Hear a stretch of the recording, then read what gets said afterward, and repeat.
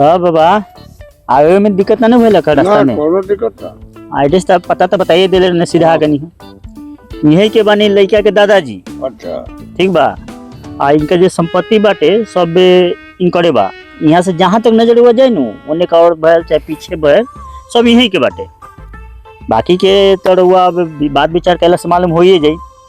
हम अगुआ के काम रहे बात करावे के कि ना और जे आके बाकी बाटे दान दहे तय तमन जे करे के बाटे वो यहाँ से बैठल बनी सामने सामने बात कर ली। आ जन्नी बाबा लइका हम मतलब हमरे साथे रहले लइका एकदम ऊख जैसन सीधा बा। लइका में कोई दिक्कत नहीं खे एकदम नाशा पदार्थ कुछ होइले नहीं खे। हीरा बा हीरा कहल जाओ ना हीरा उ लइका बाटे। संपत्ति सब उनकरे बा ई सब आगे इनके पीछे जानू मतलब जहाँ तक नजर ना होई नु वहाँ तक इनकरे संपत्ति बा। ओने मजे हेने का और देखी हेने का दिखाई और देखी तो ऊख के खेती बाटे नु सब अब पीछे गछिया बुझाता टे गछी सब इनकरे बाटे वहाँ तक। में कोई डरे बाकी नहीं ना बाबा कोई डरे नहीं के में और देखे तनी एक बनावे तनी धर्मशाला बनावी तनी लोग के रहे लगी। हाँ हो धर्मशाला बनता आते। अच्छा लाठी बड़ी तो वही ना सब यहीं के बा। पोखरा एगो खुनौले बनी कि लोग दिवाई नु तो छठ करी लोग पूजा करी लोग नहाए लोग। पोखरा खुनौले बनी 13 बीघा में। संपत्ति की कमी नहीं की यहाँ के। मछरियो हुई मछरियो बा संपत्ति की कमी नहीं थी। बाकी की बात कर ली अब। हाँ तड़ुआ बात करी। प्रणाम। अरे प्रणाम प्रणाम बोला जाए कहते रहुआ एगो पोता का दुआ। जी जी जी वही कुंवारे बा। हाँ कुंवारे बड़ा शादी कर है जरूर कर और कुछ मांगो बा। अरे महाराज हमरा कमी कौन सी के बाद रहुआ से मांग करी तो लड़की सुंदर होई बियाह होई। लड़की मतलब कुछ कहीं के नहीं सुना तनी मांग तो हमार कुछ नहीं थे। अच्छा अरे तोहफा समझ के 15 लाख नगद एगो सोना के सिकरी एगो गाड़ी बुलेट का स्वाद है बकिएश्वर सामान रहुआ से का कहे के बा। रहुआ होशियार आदमी बा पटने मांगबा। अरे मांग थोड़े रहुआ तो कमी कुछ बा ना। अरे वह कुछ दहेज चाहिए ना जब रहुआ यहाँ हमरा बुझाता दिया ना काहे जी तो हमरा देखबा 30 लाख नगद आ एगो 4 टका गाड़ी। अरे वह 15 ही कहता नहीं तो हमरा बुझाता कि बस बस बस रहुआ तो हमार मन के बात जीत लेनी। वो सब छोड़ी पहले नाश्ता पानी होखो। नाश्ता का हो पहले लड़का बोलाई लड़का दिखाई। अरे नाश्ता पानी करी एक बाद तो लड़का बोलेबे करब। बबुआ नाश्ता लेके आओ।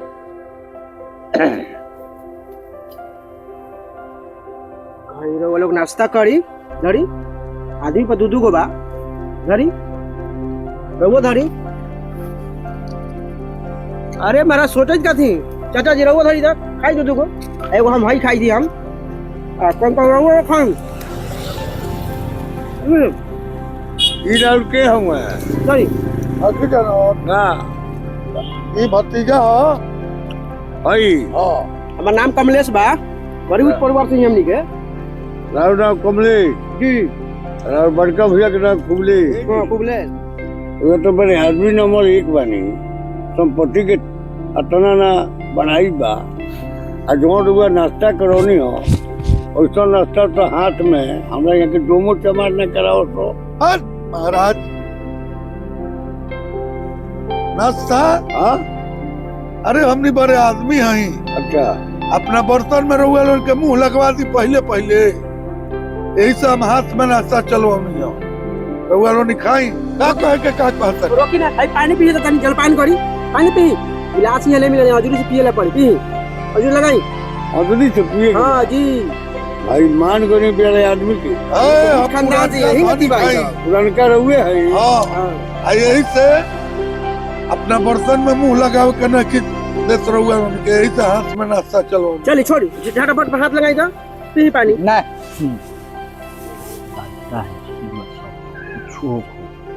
छो लड़किया के राज होई नु रउआ हमरा दुख से का मतलब बाटे? लड़की आई तो सुख भोगी। हाँ हाँ मालिक इतना संपत्ति काहेला रहते एक ही गो है। थोड़ा सा दुख हमरा के जितना सुंदर हुआ बता देनी तो ओकरा दुआर पर तो हमके खाना मिलता हाथ में। हाँ तो औसन थोड़े करी लड़की जब आ जाए तो ओकरा सुते के पड़ी भूई है। ना ऐसन बात नहीं के। हाँ ओकरा घर में खटिया दिए बा। बे मारा नेवाड़ी बने धान की खेती इतना न खाली खटिया के बात करे नेवाड़ी बने घरे नेवाड़ी में एकदम गद्दा बना के सुती हमनी के पूरा नीचा बिछा हां एकदम गद्दा उसे राजा महाराजा कोई सुताई तो ऐसा हमनी के बिछावल रहले महाराज वो का बात करी ऐसे माने रउआ दुख होई तो रउआ कितना दिन के जिंदगी हमरा कितना दिन के जिंदगी अगर बेटी आई घर में सुखी होई सुख से जाई तो वही नाम हुई नु कि हाँ चल हम रउआ मोच पैंट के कह सके तनी कम देख और फलना के घर में हम कैले बने अपन बेटी के साथ शान से ए महाराज पहले पानी पीने और कोई देखे वाला और हम काम चपड़ा हुआ वो तो बीच में फटफट कैले बानी पहले ही एकदम यहाँ ई बात बाटे मान लेनी कि वैसा हमरा से दिक्कत से का मतलब लड़किया के सुख होई के चाहिए इधर और कहल एकदम जायज बा। हाँ बड़े आदमी नंबर 1। हाँ रुआ हमरा क्वेश्चन लगे बतौनी एक नंबर बड़े आदमी नंबर 1। हाँ बाबा जमीन जायदाद की काहे नहीं कितना भैया था हमें बा। अरे इनके खुद नहीं छे मालूम इनके मालूम नहीं इनके खुद नहीं छे मालूम आज मलगुजारी ना डले ना इनका घर में खाए पिए के थरिया छिपा नहीं थे कुछो अरे बा इनका ला बाटे लोग ला नहीं थे लोग ला नहीं कि खा ले थरिया में कौन थी कि अजूरिये में खा ले तो ये नहीं लोग के रवैया होई लोग के का लेकिन ना तो देखबो ना कोई हमनी चौधरी में कान छिपा मरदा खा लेबो नहीं खलन का पता नहीं इनका देखी दुआर पे कोई कुत्ता बा ओकर देख ततैया के मारे इतना ने खाना खइले बगा 3 महीना अरे बड़का आदमी के बड़का बोलो हां ई तो बा ई बात मान हाथ ना अच्छा नौकर रख ले चश्मा वाला नौकर रखाई थे भाई नौकर है। हाँ तो और का भतीजा नौकर है ये तो बहुत कामिल लड़का बा। हाँ जितना नाश्ता लिया से ही खा गए। अच्छा सब बात हमार मंजूर हो गई समाज भी देख लेनी संपत्ति देखनी और वो लड़का बोलाई। अच्छा हबराइल मत जाओ नाश्ता हुई है गई लड़का गइल बा ऊख के खेत में ऊख के कटनी लागल बा। अच्छा अंगेर छिलत हुई है बोलवा तनी बबुआ मैं बोला ले आवा जा जी सब लेके हो गल नाश्ता छिला खूब तो छिला भैया उधर जा जी बोला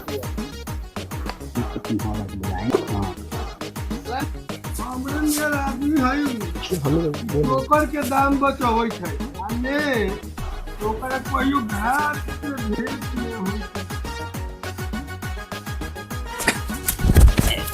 बलता हो बलता आ तू यहाँ धात दौड़े बड़ आहू बतवा के फूट गलो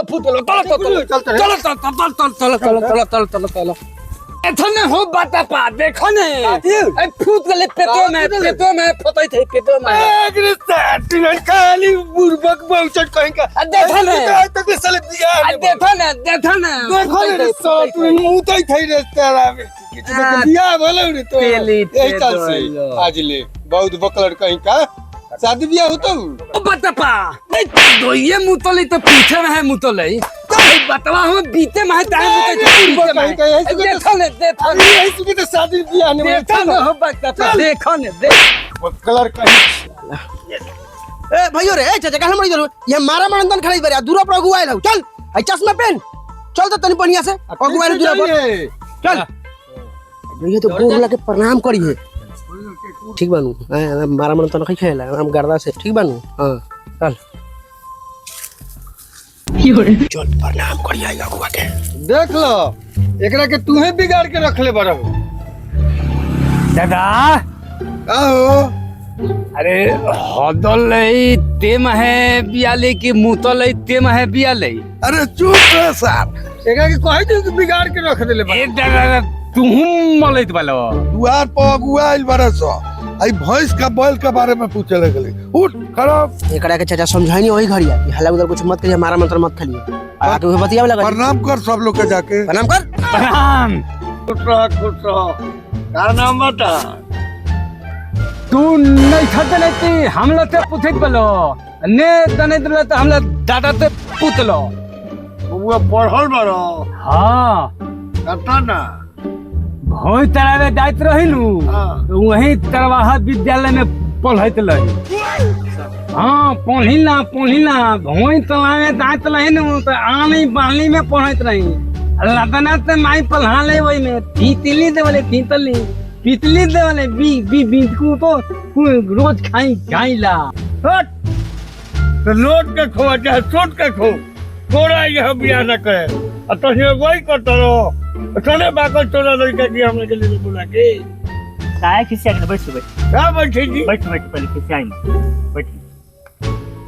बाबा आज बाल हो ये तना सुनर लइका कहवा कौना भूसल में धइले रहनी हो। अरे लड़का नहीं देवता है देवता देवता हाँ आई बा इंजीनियरिंग कैले हमारा ऐसे मत पूछा। इंजीनियरिंग कैले हमारी इंजीनियरिंग खर्च तब ना होखला। स्कूल से पास हमारी तो कार करने की पड़ेगी। ना काफी कमी बाटे महाराज, काफी कमी बाटे लइका में। एको सब कुछ देख लेनी हो। हां खान पान रोहन सोहन पढ़ाई लिखाई और ये खानदान के अरे खान पर देख ली लड़कावा में क्या कमी बताई ना हमरा की। ओए लड़का देखी तो कतना सच्चा समा गंजी गमछी अरे बताई। थोड़ा देर के बाद ही पैंट खोल के लंगटे दौड़ने लगी। अरे मेहनती नु है बाबा मेहनत। अच्छा किसान लोग कैसे रहे बताई। किसान मेहनत करेला हाँ तो किसान नु है। और तेकर अब हाथ ना जोतवाइया है के समय मिलेला खाए के कपड़ा पहने के महाराज। अरे सब धाहे वाला हुआ तो बाग महाराज ढाई वाला नहीं थे। खेती हर है तो खेती करी ना तो खाई कहाँ से। जान गई कि लड़का पियो फेंको गुरदर पराम पलांग हाँ भाग भाग ना हमला थे बियाह तो ली आ गली तो हम कतना ना तो अलन था पे तोल चलन तो बियाह चलवे पे तोलो लउआ तले से पली ताहे न तली बोल काहे न तोलो हां लो दावलन था ना था पे तोल दलन तो लउओ ना तली बियाह लउआ तले से पली। तू धर कैसा हूं कर दब हम नसल तो कहीं करबो ने के करब तू जैसे करल कर अपन बोला दई थे तरह तावा तरह लेकिन हमर नाश्ता के लेबे तोला बियाह तइए ते दाला हो फ्री के बिस्कुट दल मोठाई अब खा लेबो के बिस्की अदल मोत ने आई बाबा तले के पली लेबे तले के पली चल कोठरी में बैठी आयल हिल लेबे त फेंटे पे पली फेंक के दाई के पली फेंको आधर बानर बहन चोट के हम बियाह करा। ए दादू बोले तो चाहे नहीं था हम का बोली ऊ तो बोलता ही हवन तो हम का बोली तो यही रहता ले बिना फेंके ले चल दई लो अरे के खानदान में सब तरह कोनो आन्हर बा कोनो दाढ़ी बढ़ावे बा कोनो केस बढ़ावे बा ये खानदान के निमित्त बा। अरे बैठी अरे भैया अरे बहुत बड़ाओ कैसा हो दोबारा अरे से के खानदान में एगो हम पैसा छेका एगो झांट करके हम दोबे न करे अब बियाह करे बैठी किसी मत का बेइज्जत करले बड़ा इज्जत के एकरे बियाह होके लगी हवा दूल्हा पर लोग के बोला के बैठा के ये करे बा बाबू तू तो तहते वाला ते हमल बिया ने खोल ललुए लहदे ललुए तू तो देखा तला दादा अरे चुप जैसा नहीं बात ऐसा नहीं बारे बार अगुआ बुलाई ले आते ही एकर बियाह काट दो। हां तो करब ई का हुआ एकरे बियाह होई थवा सारा इज्जत के माटी में मिला देला कराब ना। अच्छी चुप रही बैठी अरे का बैठी अरे ऐसा के दुआर पर बोला दलो कि ना के लड़का के हमरा देखे के मन करता ना के घर होई ताके के मन करता और ना के दुआर पर हमरा रहे के मन करता ये अगुवाई करे लो तो करे बते करी क्या करे बते करी लाड पप्पा तो अगुवाई चल रोक कहां रे एही के चले नाश्ता फ्री के दलमोटा बिस्कुट करली वो पार्ले जी के खेनी तोरा के एही के चल लेबा अब ओकरा मौसा ए भाइयों गोर धर ला रही से बियाह तो गोर धर गई बा हाय तोहनी का तो लाठी ले आई हम दवाई कर दी हम कि तोहनी के लड़का जबरदस्ती बियाह करेला हो एको बियाह होखे वाला नहीं के आ दहेज आज के झांट भर के ना दिए तो दुआर पर बियाह हट भगा जो चल आज बियाह ने मल्लार के बियाह सुनी ना हां अब एकरा बापे के देखनी हां एकरा बाबा के देखनी हमरा के हां एकरा भाई के देखनी हां देखली होले ओकर मौसा भाग ऐसा तोरा खानदान में ये लड़का के मौसा के हुए हा एकरा फूफा के हुए हा एक खानदान में सर बियाह करे के बा अब जिंदगी में तो द्वार पर अगुआ ना आई अगुआ तो अगुआ कुत्ता साल नहीं करता लाट में पद अगुआई तो साला के एक धूप खाए ला बाटे नहीं आ हमनी के बड़का बना देने की बीघा के बीघा बा हाँ साला एक धूप जमीन है ओकरा एक धूप न साफ नहीं तो आ हमनियो के लइका ने देख ले लइका देख ले रहते तो कोनो कुत्ता ने साचो अगुआई वही ना हैं के बाद अगुवाई सब बेकार यार बड़का बन जाके हौ बा साला खाए ला इतने के बिस्कुट के हाथ में वो पान के हाथ में पानी हाथ रखा नहीं हाथ में लगा पानी ई पी दो गला ये पिटाई वाला नु काम कैले बटे साला एक धूर जमीन न खई एक धूर जमीन न खई आ हमरा से कहलक नी तो हाथ ना करवा दे अपना भाई कब करे हां आ बेटी हा बुर्बक खई हैं वही फिर जाने समझते को तब? कहीं अरे बेटी हा बहुत बड़ी याद है हाथी घोड़ा सब है ओकरा पास हां हां हां हैं उ तो बैठा देली खाली क्लास बड़का लइकावा ठीक है तो दिया होई नहीं थी बिटिया के तो देखो कल पूरा मौसम हाँ। एकदम दारू लेके लागत हां बढ़िया अच्छा चलो जा चलो छोड़ जा जा गाम हमने क्या मतलब हां क्या ठीक है चलो